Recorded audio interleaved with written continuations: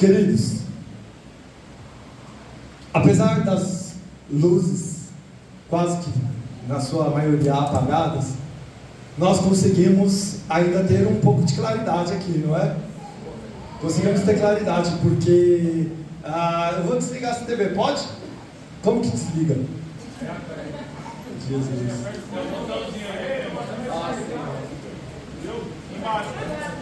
Embaixo.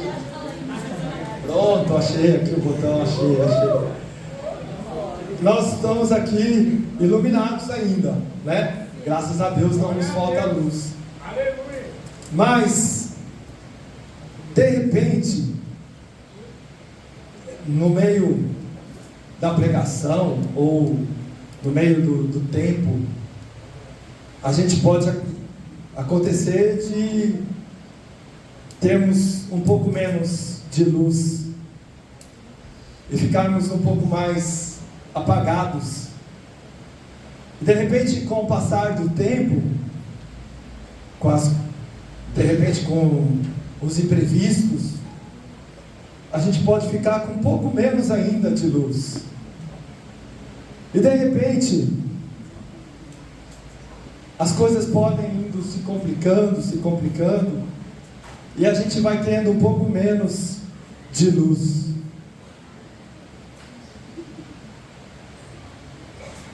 E aí, ainda resta um pouco de iluminação. Vocês acham que ainda conseguem me enxergar, não conseguem? Sim. Ainda tem um pouco de luz nesse lugar. Ainda nós conseguimos ter um pouco de iluminação aqui. Mas parece que a iluminação não vai durar muito tempo. Parece que as coisas estão ficando um pouco mais estreitas. E parece que a luz se acabou, se apagou. E agora nós temos que lidar com a falta de iluminação, com a falta de luz. Porque por alguma razão qualquer, por algum motivo qualquer, o lugar que estava tão iluminado, o lugar que estava tão cheio de luz, agora está escuro. Existe uma luz que reverbera de algum lugar, que respinga de algum lugar, né? Tem alguma luz que entra no ambiente, porque tem alguma luz acesa em algum lugar, mas não é a nossa luz, não é a luz que estava nos iluminando, não era a luz que nós tínhamos em nosso poder, não é a luz que nós tínhamos em nossa posse, é uma luz que vem de algum lugar qualquer, que pertence a algum outro lugar, a algum outro ambiente que não o nosso. A luz lá de fora, a luz lá de trás, mas a nossa, aquela que nos pertencia, aquela que nos dava a claridade, essa se apagou.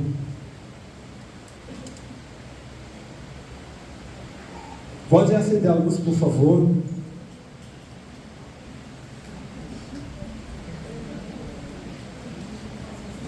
É interessante que enquanto nós estamos com as luzes ligadas, enquanto nós estamos bem iluminados, nós não estamos muito preocupados com a possibilidade de faltar luz. Estamos?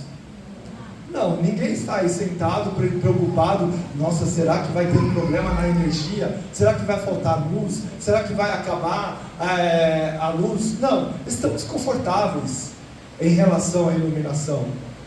Nós temos uma igreja que nos oferece um ambiente, né, que nos oferece iluminação suficiente para nós estarmos confortáveis. Trazendo isso para a nossa ministração desta noite, assim eram as 10 virgens, tanto as prudentes quanto as imprudentes. Elas estavam com as suas lamparinas acesas, elas tinham a iluminação que lhes proporcionava o conforto de saber que elas estavam à espera do noivo, preparadas. Tanto para as prudentes quanto para as imprudentes, elas estavam preparadas para o noivo, para a chegada do noivo. Nem as prudentes ou as imprudentes pensavam que lhes faltaria o azeite ou a iluminação em suas lamparinas. Porque se as imprudentes, por algum motivo qualquer, chegassem à conclusão, pensassem que lhes faltaria o azeite, ou que poderia ter a possibilidade do noivo chegar e elas não terem o azeite para manter as suas lamparinas acesas, se elas pensassem isso, se elas pensassem nessa possibilidade, elas teriam providenciado o azeite, assim como as prudentes providenciaram, sim ou não? Sim. Então elas não pensavam na possibilidade de que o noivo pudesse demorar tanto, e elas não pensavam na possibilidade de ficarem sem as suas lamparinas acesas. E é interessante, irmãos, que no capítulo anterior, na minha Bíblia aqui de estudo, a NAA, uma Bíblia muito boa, para quem procura uma Bíblia de estudo, eu recomendo a NAA, uma Bíblia excelente, ela traz explicações e notas muito boas, e se você quiser uma Bíblia de estudo boa, compre ela e você não vai se arrepender. Na minha Bíblia eu fiz a propaganda gratuita, viu, irmãos? Eu não estou recebendo comissão nem nada, viu? É só porque eu gosto dela mesmo. Na minha Bíblia, que no meu exemplar da Bíblia, ela traz aqui um panorama dos acontecimentos da semana que é chamada de Semana Santa, ou da última semana de Jesus antes da sua crucificação. Então ela traz aqui no seu panorama que Jesus, no domingo anterior à sua crucificação, ele fez a sua entrada triunfal em Jerusalém. Então diz que na segunda-feira desta última semana ele faz a purificação do templo, aonde ele expulsa os mercadores ali, ele expulsa as pessoas que estão ali fazendo do templo, como ele mesmo disse, nas palavras do próprio Jesus, o covil de ladrões e de mercenários. E aí na terça-feira ele conta algumas parábolas. Então ele conta na terça-feira a parábola da festa de casamento, a parábola dos lavradores maus. Ele conta a parábola das 10 virgens. Ele conta algumas parábolas na terça-feira anterior à sua crucificação. Ele está ali na sua última semana, ele está ali nos seus últimos dias antes de ser crucificado. E ele conta essas parábolas a fim de que os que o ouvem, né? Acho que está certo assim, possam refletir sobre.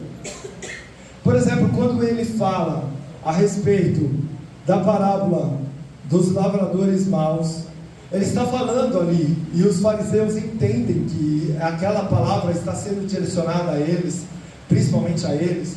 Ele está falando ali que o Senhor de uma terra deixa ali a renda da sua terra para algumas pessoas, e essas pessoas então começam a lucrar, e aí o seu Senhor, querendo ver aquele lucro, ele manda alguns servos ali, mas aquelas pessoas que arrendaram a terra, não querendo, aliás, tomar posse da terra, eles matam os mensageiros ali, as pessoas que o Senhor daquela terra enviou. E aí envia ali novos mensageiros, novas pessoas, e eles matam novamente. E aí o Senhor daquela terra, então, vendo que os seus servos que foram enviados, que os seus soldados, que as pessoas que ele enviou ali, os seus mensageiros, aliás, que ele enviou ali, foram mortos, então ele resolve enviar o seu próprio filho para que possa estar indo ali reaver ou ver aquela terra. E aí então aqueles lavradores, eles matam o filho do Senhor, do dono daquela terra. Então Jesus está falando o que ali? Ele está falando: olha, antes de mim vieram profetas, antes de mim vieram pessoas que falaram a respeito do reino dos céus, que falaram que o Messias viria, que falaram a respeito daquilo que Deus havia de fazer. Antes de mim vieram profetas, e agora ele estava falando a respeito de si mesmo, que o Pai havia enviado um Filho, que é o próprio Cristo, que estava ali falando com eles, e já fazendo prenúncio do que haveria de acontecer, porque ele falou: aqueles lavradores mataram o Filho do Senhor daquela terra. Mas os fariseus entenderam que estavam falando com eles, mas não quiseram mudar a sua postura. E aí nessa última semana de Jesus, antes da sua crucificação, ele vai ali falando a respeito do Pai que enviou o Filho, ou seja, do Messias que já estava presente, e do que haveria de acontecer. E depois ele fala, em Mateus 24, 25, ele fala do que viria depois, da sua segunda vinda. Então esse é o nosso contexto. Mas, quando ele fala da sua segunda vinda, então ele começa a fazer um alerta, que aqui nas 10 virgens, tanto das prudentes quanto das imprudentes, nós conseguimos ver qual é o alerta.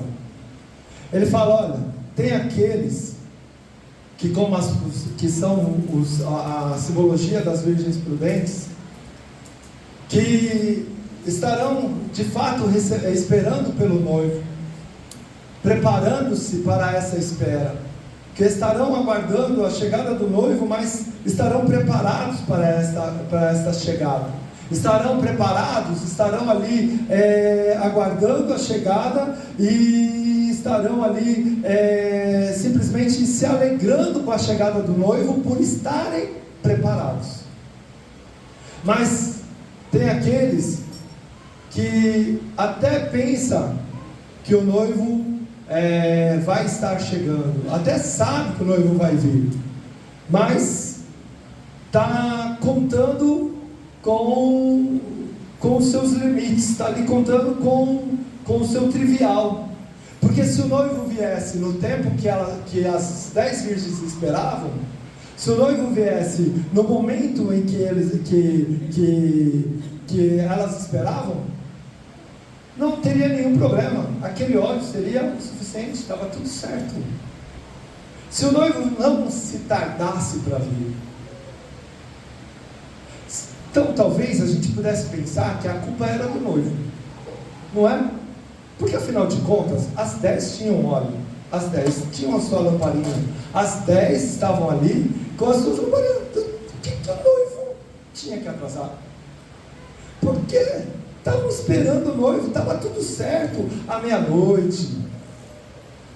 Se o noivo chegasse à meia-noite, puxa vida, se ele chegasse na hora certa, puxa vida, caramba, esse noivo poderia ser mais bondoso, ele poderia ser mais compreensivo, ele poderia ser menos folgado.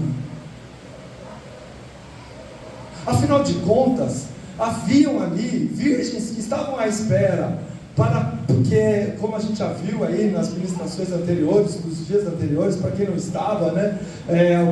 Acho que o pastor da sexta-feira, que eu acabei de esquecer, Marcos, o pastor Marcos, falou um pouco da semântica, de como era o costume do casamento judaico, nos tempos aqui de Jesus. Então, as virgens, também um pouco do que li, era uma espécie de preparação para o caminho do noivo. Então traziam a sua lamparina, era uma espécie de preparação, de indicação, e a lamparina era os seus convites. O noivo poderia chegar na hora. O noivo não precisaria esperar tanto. Ele não precisaria demorar tanto para vir. Por que tanta demora? Será que ele não sabe que as lamparinas podem se apagar? Será que ele não sabe que o azeite pode se acabar? Nós temos azeite suficiente para o tempo em que esperamos o noivo chegar. Mas acontece que o noivo não chega na hora que as 10 estavam esperando. Tanto que por se tardar o noivo, as 10 dormem. Tanto as prudentes quanto as imprudentes dormem. E ao ouvirem o barulho da chegada do noivo, então acordam e ficam ali espantadas. Mas as 5 que estavam ali prudentes, por que prudentes? Porque havia uma reserva. Porque se o azeite das suas lamparinas estivesse apagando, elas tinham uma reserva para que aquele azeite, para que aquela lamparina não se apagasse. Porém as imprudentes ficaram desesperadas. Nossa lamparina já está se apagando, não vai dar certo, não vai dar tempo, vai acabar o nosso azeite.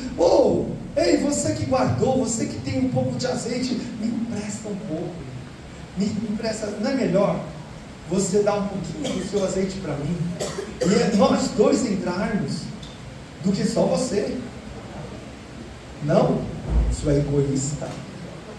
Você é egoísta, você não tem amor no seu coração. Você podia me amar mais. Por que você não vai dar um pouco do seu azeite para mim? O que é seu é seu? Egoísta. Egoísta. Egoísta. Não aprendeu nada. Que falta de amor dessa mulher. Vai me deixar de fora. Porque o que é dela é dela. Como assim, mulher? Como assim? Mas eu vou pegar o seu azeite para mim.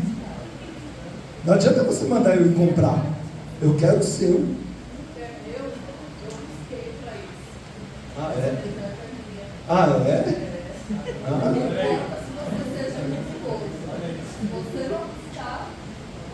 Então você é daquelas. Você é daquelas que estando 2 numa cama, um foi e o outro ficou. E o que ficou fui eu, por acaso.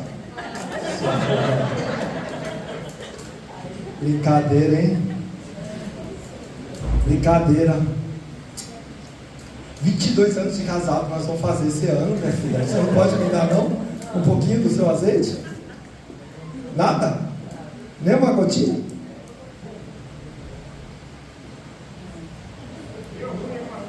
Deu ruim, deu ruim. Sabe o que acontece, queridos? Hoje nós vivemos num tempo em que a gente espera que os outros façam o que é para nós fazermos. A gente espera que o outro busque. A gente espera que o outro ore. A gente espera que o outro chore aos pés do Senhor. A gente espera que o outro dê para nós o que nos falta. E se o outro não der, é ruim. É claro que eu fico com raiva. Você acha que eu não vou ficar com raiva? Vou ficar com raiva. Porque você podia muito bem dividir. Pensa, uma botija, uma reserva que você tem, você me dá metade, olha só, não lembra lá, o pastor aqui, acho que de ontem ou de antes de ontem, não me lembro mais, falou até de Reis 4 lá, que eu nunca lembro se é a primeira ou a segunda Reis, falou lá da mulher que pegou as suas botijas, encheu ali, multiplicou. Você não crê que o Espírito Santo possa multiplicar o seu azeite, querida, se você me der metade dele, da sua reservinha? Outra situação, né? Sabe o que acontece, queridos? Na hora que o noivo vier, não vai ter tempo de eu dizer: Senhor, espera só um pouquinho, que eu vou fazer uma oração agora. Senhor, espera só um pouquinho, Jesus, só um pouquinho, eu vou colocar a boca no pó. Jeremias, o profeta, Senhor, Jeremias, o profeta, falou assim: ó, coloca a tua boca no pó, talvez assim haja esperança. Senhor, eu vou colocar minha boca no pó agora. Não vem ainda, me espera um pouquinho.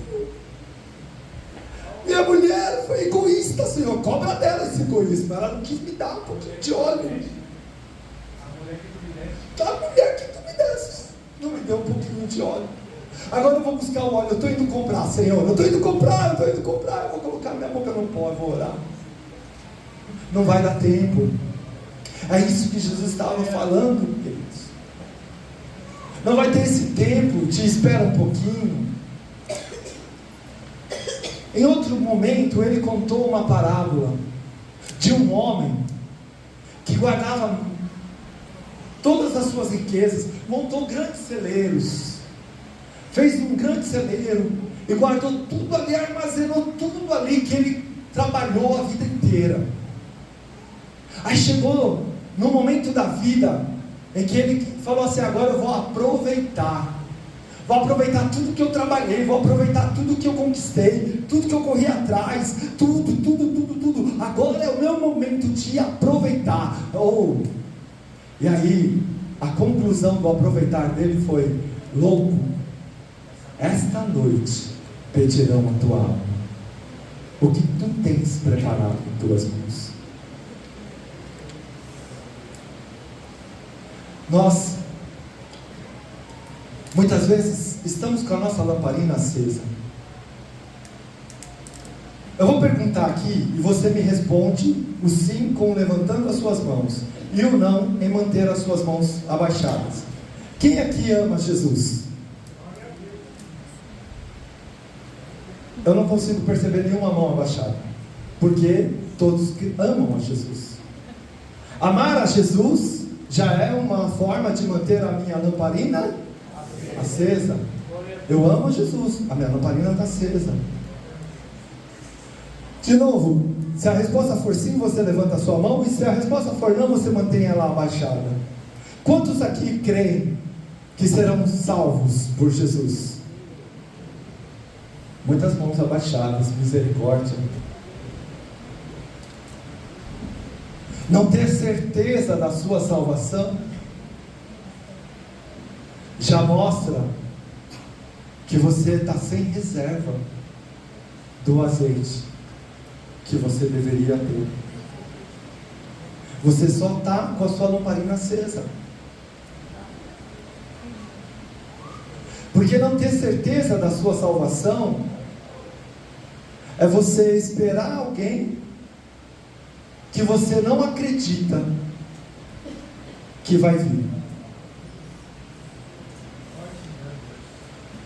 Porque o que explica eu falar que eu amo a Jesus, mas eu dizer que eu não tenho certeza de que serei salvo por Ele?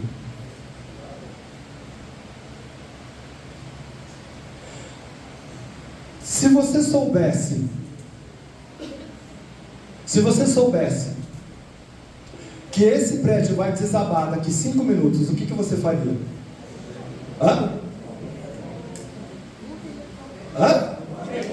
Aquela porta ia ficar pequena. Aquela porta não ia dar conta. Não é? Se houvesse a certeza de que esse prédio fosse desabar daqui 5 minutos, você sairia correndo. Se houvesse a certeza de que Jesus vai vir te buscar, você não vacilaria com a sua fé. Porque assim como a certeza de que esse prédio iria desabar me fizesse sair correndo para que não morresse soterrado aqui, a certeza de que Jesus virá e buscará a sua igreja me faria me preocupar todos os dias em manter a minha lamparina acesa e de ter as minhas reservas, ou a minha reserva. Já foi falado aqui em outras ministrações de que a reserva é a perseverança, de que a reserva é você se conservar na presença do Senhor.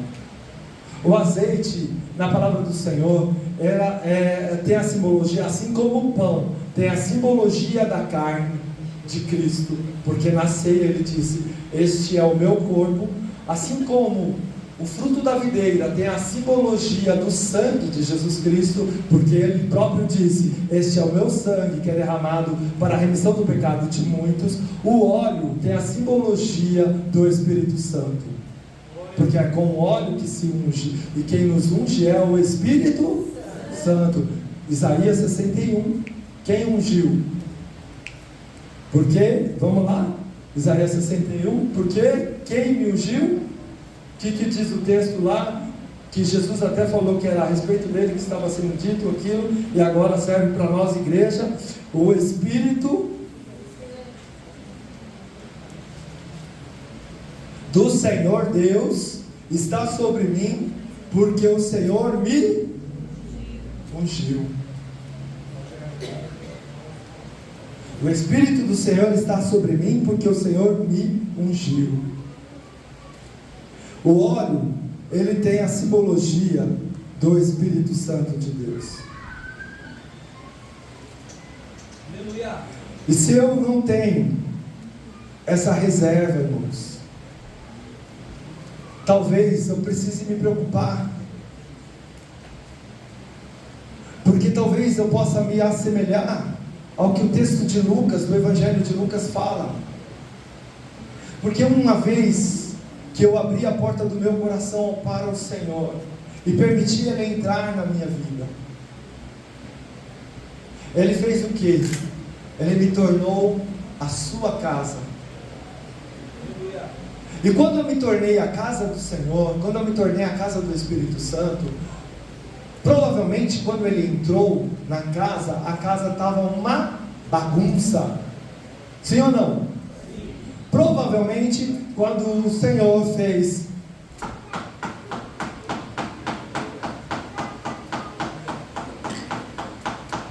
abre a porta para mim, eu quero entrar.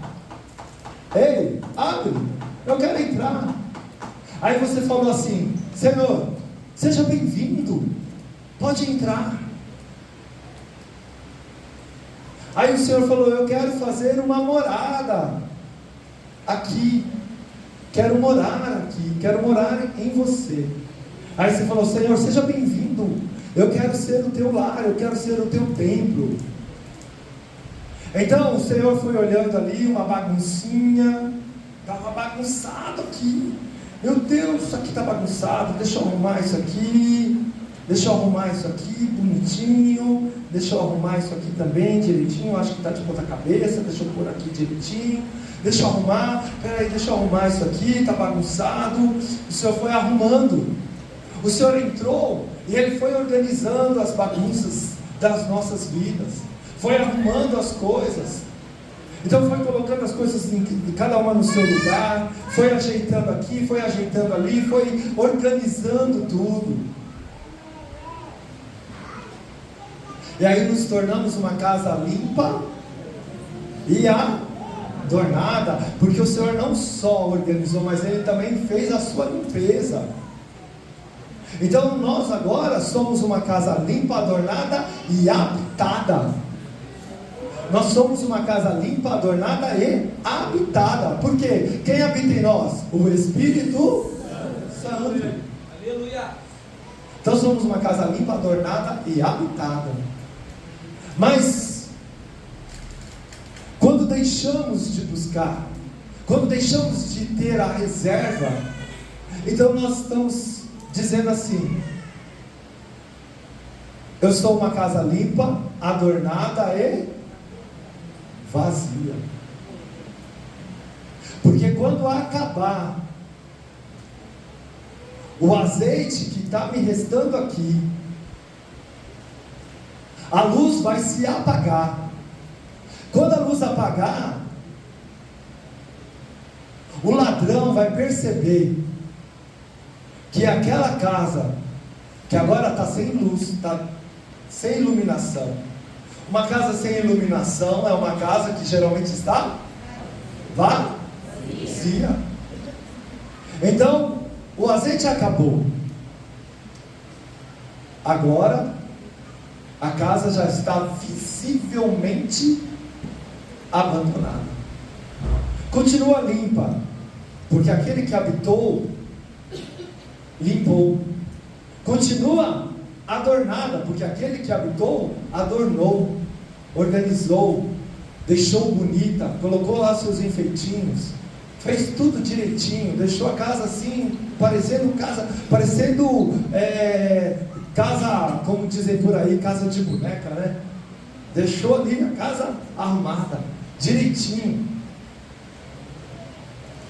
Mas agora acabou o azeite. Agora, o restinho que tinha, deixou de ter. Agora a casa está apagada, a luz está apagada. Então está visível para o ladrão de que aquela casa, ela está muito bem conservada. Porque é visível quando o Senhor limpa, é visível quando o Senhor adorna. Mas também é visível quando o Senhor já não está mais morando naquela casa. E então, o inimigo ele vem, está passeando por aí, procurando lugares. Tem gente que quando vai viajar, pessoas quando vão viajar, o que elas fazem? Para simular que tem alguém na casa, elas deixam a luz acesa. Ou elas pedem para o vizinho ir lá e acender a luz, abrir a porta, abrir a janela, enfim, de alguma forma elas tentam mostrar que tem alguém na casa. Por quê? Para que o ladrão não entre, não roube. Mas, se somos uma casa limpa, adornada, e o inimigo ele está rodeando ali nos lugares áridos, buscando onde habitar, o texto do Evangelho de Lucas diz que ele não vem sozinho, ele vem com mais 7. Se eu estiver com uma virgem imprudente, com as minhas lâmpadas se apagando, e se eu chegar ao ponto dessas lâmpadas apagarem, então o noivo virá e já não me reconhecerá, já não me encontrará como aquele que o espera. Pastor, mas eu disse que eu não tinha certeza da minha salvação, porque eu sou tão falho, eu peco tanto, eu erro tanto. Como eu posso dizer que eu tenho certeza da minha salvação, se eu sou alguém que comete tantos erros? Queridos, eu já falei aqui diversas vezes nas minhas pregações que a graça não é um passe livre para nós vivermos uma vida sem compromisso com Deus, uma vida de pecado. Mas a graça é um favor que realmente não merecemos. É algo que o Senhor viu que nós não poderíamos ter. Eu não vou perguntar, eu vou afirmar para você que você não pode vencer a sua natureza pecaminosa. Ela vai te derrotar todas as vezes que você tentar lutar contra ela. Eu também não vou perguntar, eu vou te afirmar que você não pode vencer o diabo.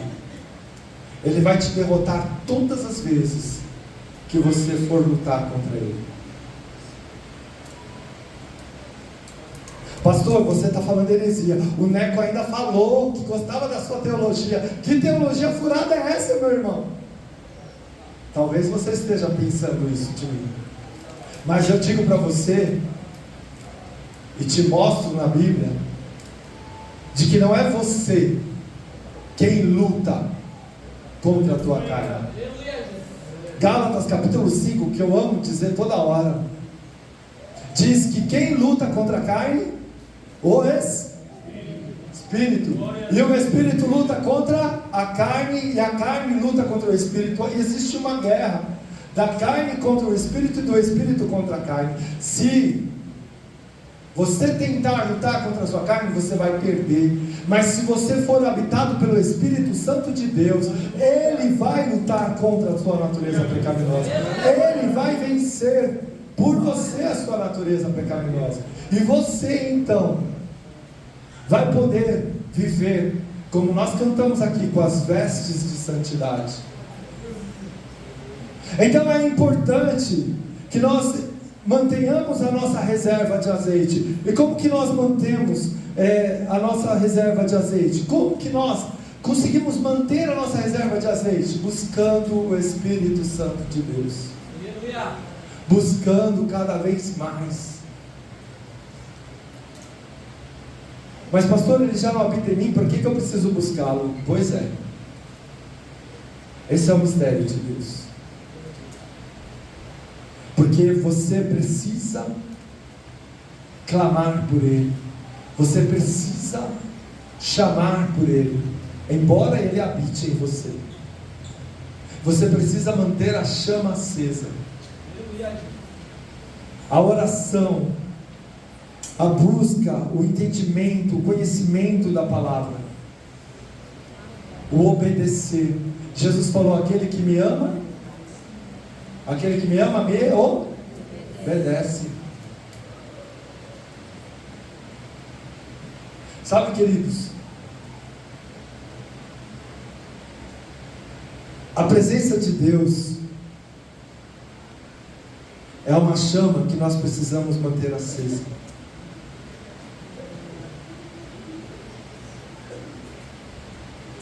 O tempo de cristão, eu já falei isso várias vezes aqui, não vai te ajudar. Se você não entender que não é o tempo de cristão que vai te salvar. O tempo de cristão te ajuda com as experiências da vida. Ontem o pastor, falou assim: pastor, deve ter 37 anos. Eu falei: Jesus de misericórdia em cada perna, 37 já passou faz tempo. Aí depois eu falei para ele: pastor, 37 eu tenho de que eu me converti quase. Mas os 36 anos em que eu abri a porta para Jesus entrar no meu coração não me vai salvar, não vai me salvar. Os 35 anos que eu tenho de batismo nas águas não vai me salvar. O ser mordomo da casa de Deus, que eu sou um mordomo aqui desta casa, não vai me salvar. O estar aqui pregando para você não vai me salvar. O meu levantar de mãos, o meu pular, o meu cantar não vai me salvar. Não vai. Tudo que eu fizer, tudo que eu pensar em fazer, não vai me salvar, porque não somos salvos pelas obras, mas somos salvos pela graça. Aleluia! Glória a Deus. Então, pastor, para que eu preciso fazer tudo isso? Porque todas estas coisas, manter a sua fé, o seu tempo de fé, você manter a sua convicção, mesmo que o tempo passe, você não deixar que a sua fé se esmoreça, você não deixar que a sua fé se enfraqueça, você não deixar que a sua lamparina vá perdendo a força, como aqui na gracinha aqui que eu fiz aqui de apagar as luzes todas, e fui apagando gradativamente as que ficaram acesas. É isso que você não pode permitir que aconteça na sua vida. Gradativamente a sua fé vai se esvaindo, as suas convicções vão mudando, saindo de Cristo e entrando nas diversas coisas. Queridos, quando eu me converti, a pastora Eliette, que também sempre foi alguém que acho que nasceu dentro da igreja, não é? Porque a mãe dela já era salva, convertida, então ela tem mais tempo ainda do que eu de fé. Quando eu me converti há mais de 30 anos atrás, o pastor estava aqui falando de 20 anos atrás, eu estava pensando: 35, 36 anos atrás. Ser cristão era algo que era uma garantia de uma pessoa bom caráter, era uma garantia de uma pessoa que era do bem. Há 35 anos atrás, quando eu me batizei, há 36 quando eu me converti, ser cristão era mais do que uma assinatura num cartório, valia mais do que o fio de um bigode, que é antiga, né, Gil? Fio do bigode.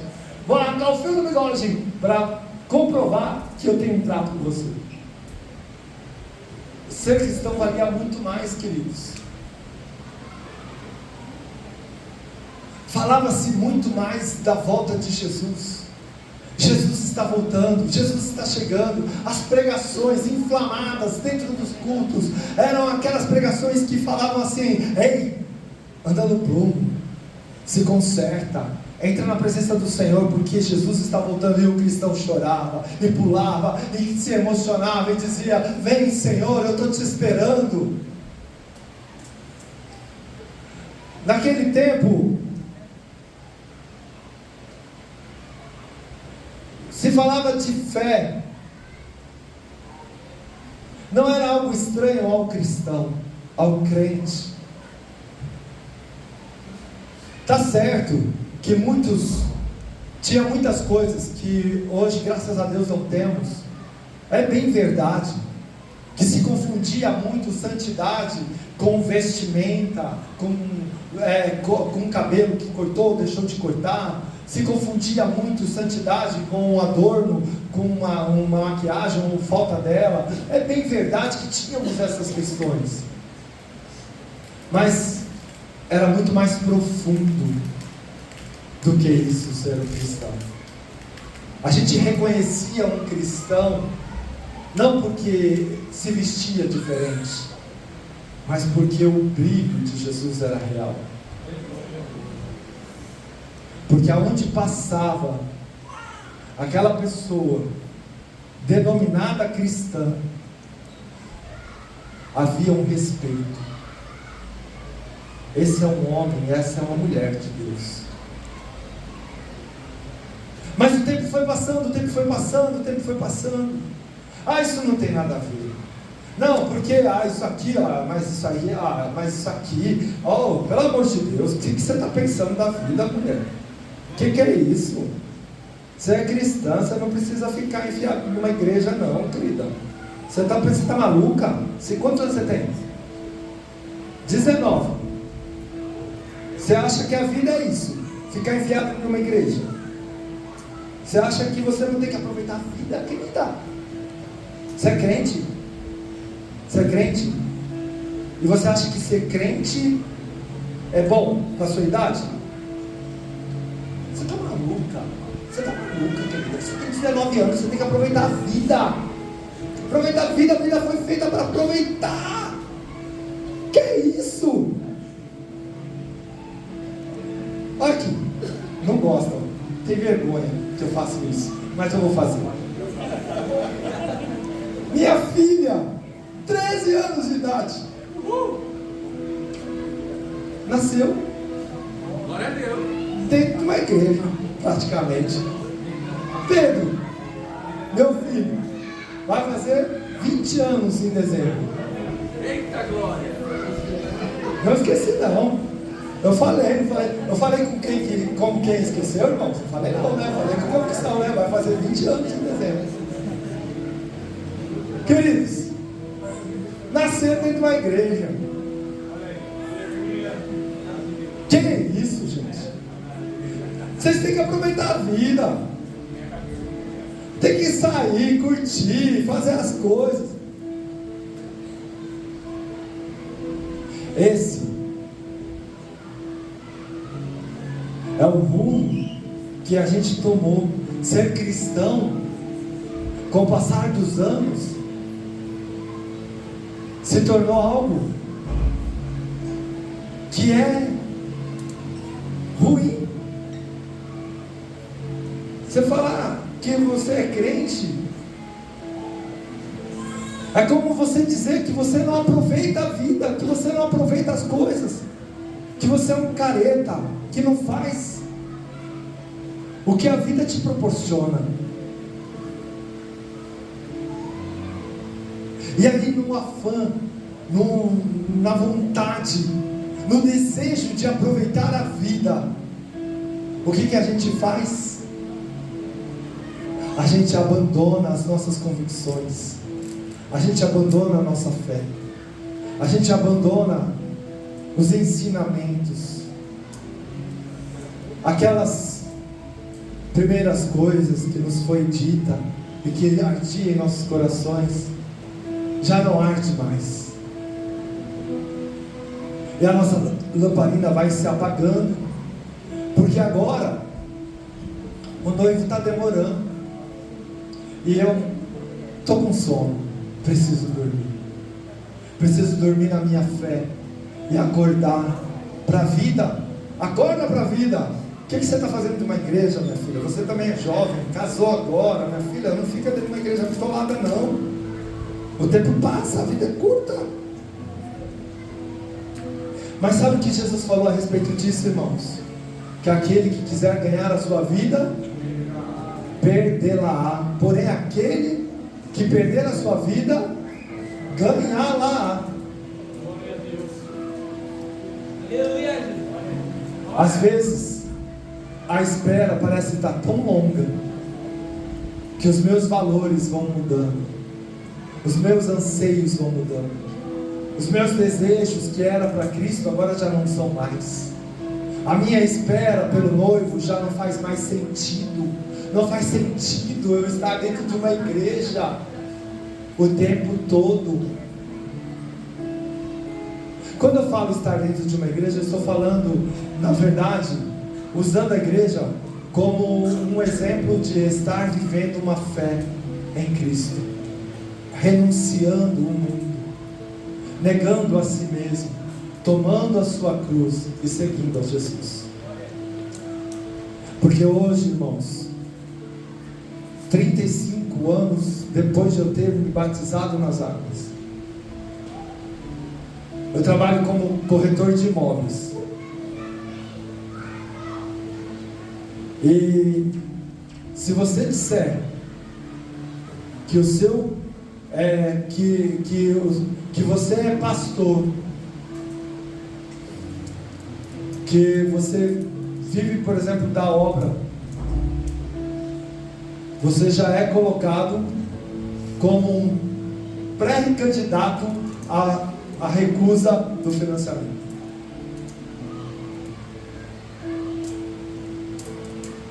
Dependendo do estabelecimento onde você entra, o melhor é você ser um agente secreto de Cristo, não dizer que você é cristão, porque senão já vão te olhar torto.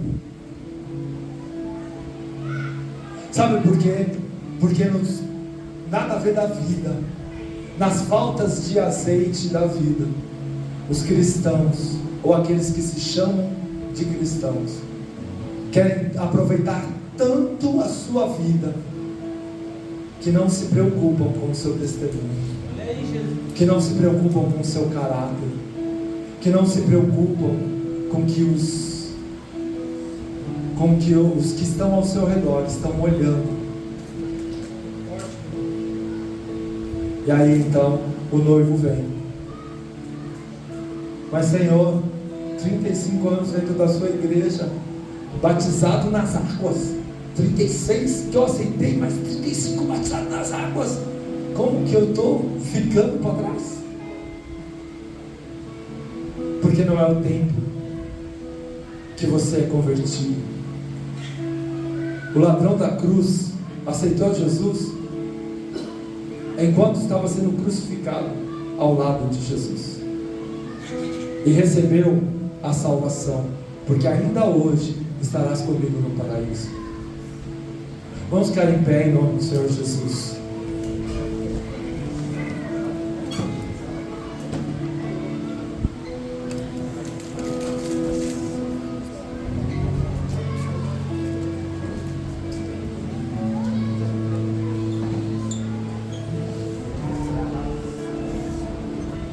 Sabe, irmãos,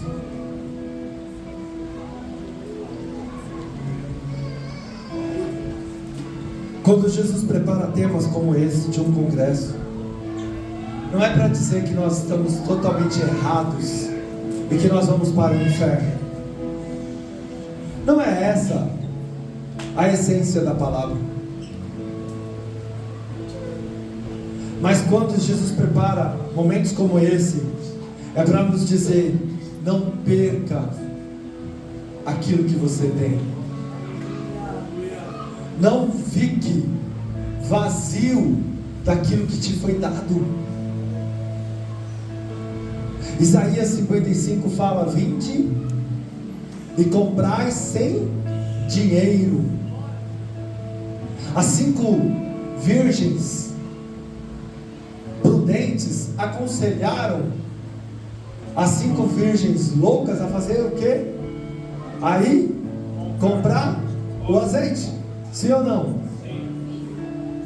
Isso significa dizer que elas compraram o seu azeite. Sim ou não? Elas compraram o seu azeite. Então elas aconselharam aquelas 5 a irem comprar também. E fazendo uma ligação com Isaías 55, o Senhor está dizendo: vinde e comprai sem dinheiro. Aleluia. Por quê? Porque já foi pago. Aleluia. A conta já foi paga, irmãos. Jesus já pagou essa conta. Então o problema daquelas 5 virgens imprudentes era dinheiro. Elas, em algum momento no texto diz: ó, os 5 virgens imprudentes, vocês estão mandando comprar, mas eu não tenho dinheiro para comprar. O texto diz isso? O que o texto diz? Que diante do conselho elas correram e foram comprar. Ou seja, elas tinham posses para comprar. Sim ou não? Nós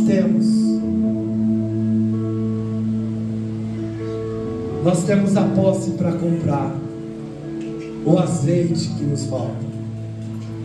Se você acha que você não pode, olha, pastor, é a minha vida, como eu dizia há alguns minutos atrás: eu peco tanto, eu erro tanto. Ei, você tem condições de comprar o azeite que está te faltando. E esse azeite é aquele que vai te ajudar a não ficar com a sua lamparina apagada. É esse azeite que vai fazer com que as trevas que há em você, chamada pecado, vai se dissipar. Porque quando tem um foco de luz, ainda que seja num lugar que tem densas trevas, ali existe num foco de luz o que? Iluminação. Iluminação. Então, pastor, eu não consigo, eu peco, eu erro. Ei, quando a sua lamparina se acender, esse pecado, esse erro que está te vencendo vai ser vencido. Porque não é você quem vai vencer, é o Espírito que habita em você que vai te dar o poder de vencer a tua carne. Sabe por que muitas pessoas perecem no seu pecado? Porque estão tentando lutar com as suas próprias forças.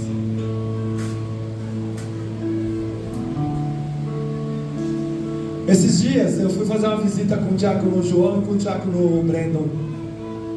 E aí, exemplificando ali na visita, o diácono João, para quem não sabe, agora graças a Deus está completamente recuperado, mas há alguns dias atrás ele estava com pneumonia. Peraí que fugiu a palavra.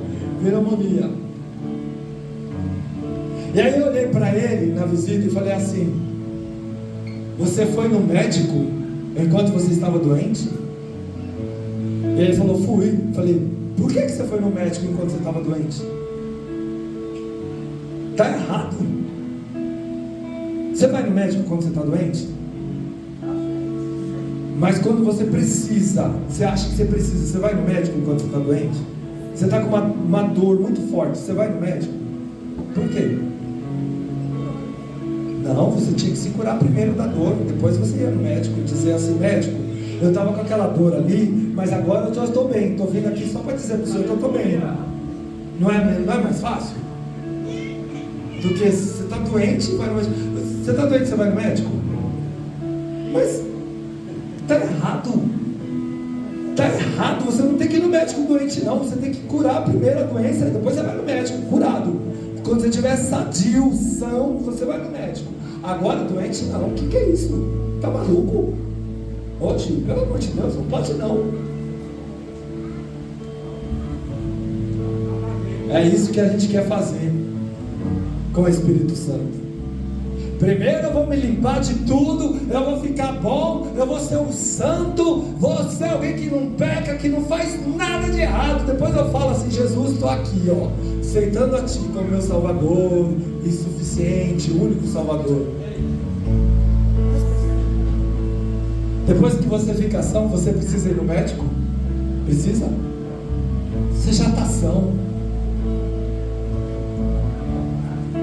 O Espírito Santo de Deus é aquele que opera todas as coisas em nós, irmãos. Ele é quem faz todas as coisas. Feche os teus olhos, vamos orar. E creia que o teu azeite, a tua reserva de azeite, pode ser recuperada. Ainda tem tempo. O noivo ainda não chegou, ele ainda não voltou para a sua igreja. Então ainda está em tempo de você que não tem a sua reserva, fazer a sua reserva. Está em tempo de você que tem a sua reserva, manter, conservar a tua reserva. Está em tempo de se conservar a reserva do azeite.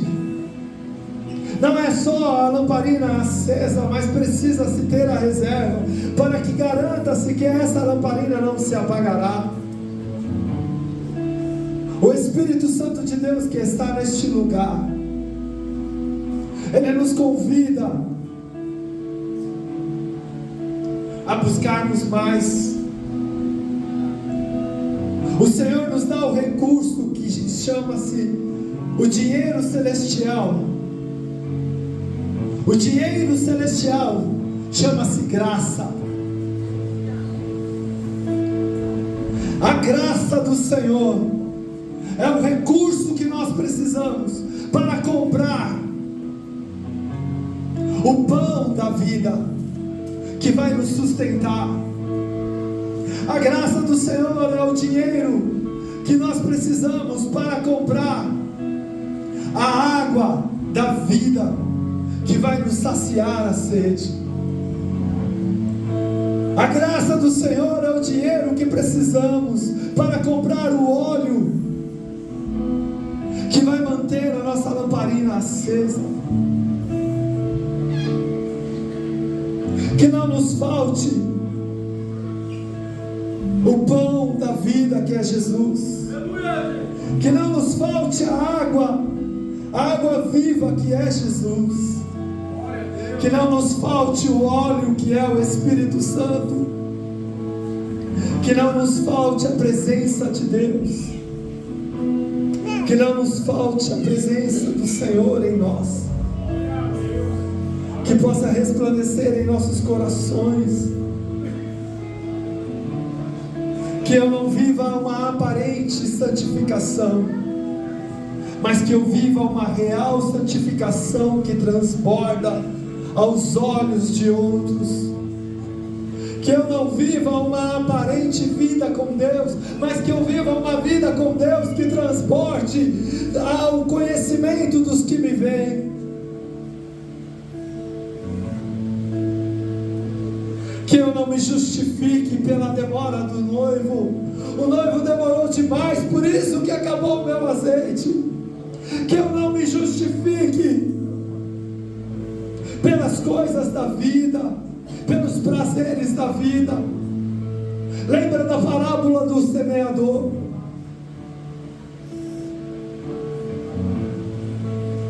O semeador saindo a semear, caiu algumas sementes à beira do caminho, outros em lugares rochosos, outros em lugares espinhosos, e outras sementes caíram em lugares, em terras férteis. Os que caíram à beira do caminho caminho foi aqueles, segundo a explicação do próprio Cristo, que ouviram a palavra, mas a ignoraram, não creram nela. Então tiveram a sua semente roubada, a semente que caiu nos lugares rochosos. Diz a explicação de Jesus que não teve sustentação no meio das lutas, das dificuldades. A raiz não se aprofundou. Então as dificuldades da vida fizeram com que aquela semente perecesse. E as sementes que caíram nos lugares espinhosos, disse Jesus na sua explicação, que foram sufocadas pelos prazeres da vida. Os prazeres da vida têm o poder dos espinhos que sufocam a fé, porque querendo viver a vida e aproveitá-la mais do que querendo a Cristo, temos a nossa fé sufocada. E quando a nossa fé é sufocada, mas já estamos habituados a um ambiente cristão, então queremos viver como aqueles que têm a lamparina acesa, mas sem reserva, esperando o noivo sem acreditar que ele chegará, ou acreditando que quando ele chegar, vamos poder sair ainda para comprar o azeite que nos falta. Mas as sementes que caíram na terra fértil foram aquelas que produziram outras sementes, porque estavam enraizadas numa terra fértil, onde deu a elas a sustentação. Pai, nós te louvamos, Senhor, por esta palavra. Nós te agradecemos.